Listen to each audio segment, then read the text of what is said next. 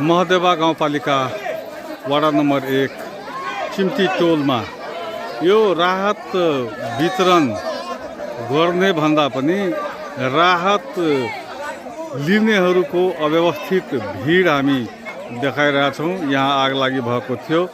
66 परिवारका घरबार जलेर सबै घरबार विहीन भएको अवस्था छ। विचलित छ। विभिन्न दातृ निकाय र सङ्घ संस्थाहरूले यहाँ नियमित केही न केही राहत लिएर आउँछन्।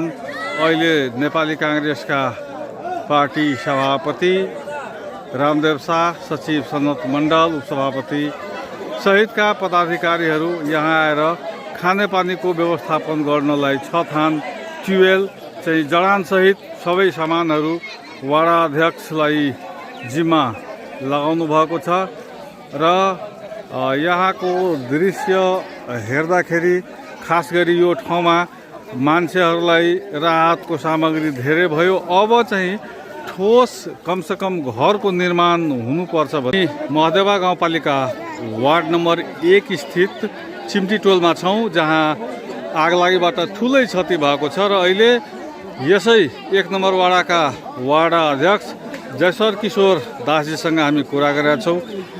वडा अध्यक्षज्यू, यहाँ चाहिँ अहिलेको पीडितहरूलाई चाहिँ खास महत्त्वपूर्ण कुरा व्यवस्थापन गर्नुपर्ने के रहेछ? धन्यवाद सर तपाईँलाई। यहाँ यो चिम्टी टोलाको आगलागीमा खाद्यान्न पदार्थ, अलिकति टिना पनि, त्यसपछि अन्य पाठ्य पुस्तकका सामानहरू, खाने पनि व्यवस्था करिब भइसकेको छ। यहाँ खास गरेर 5 परिवार बस्ने गरी एक-एकवटा घर होस् यिनीहरूलाई र एक-एकवटा शौचालय होस्। त्यो भइसकेपछि यो चिम्टी टोलाको आगलागी पीडितहरूलाई राहत हुन्छ र यिनीहरू जीवनयापन गर्न ठिक हुन्छ यिनीहरू। वडा अध्यक्षज्यू, अनि अहिले चाहिँ विद्यालयको चाहिँ भर्ना अभियानको समय हो, अन्तिममा छ।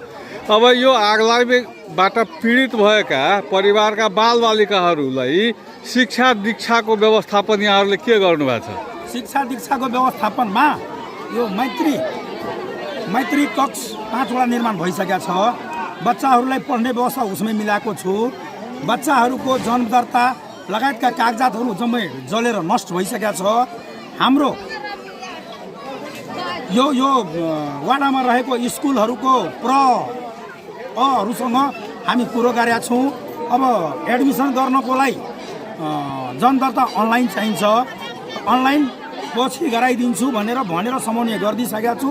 उहाँहरूको एडमिसन पनि हुन्छ र उहाँहरूलाई यो बाल मैत्रीमा पढ्ने व्यवस्था पनि मिलाइदिइसकेको छु। हस्, यहाँलाई धेरै धेरै धन्यवाद। हस्, हजुरलाई पनि धन्यवाद।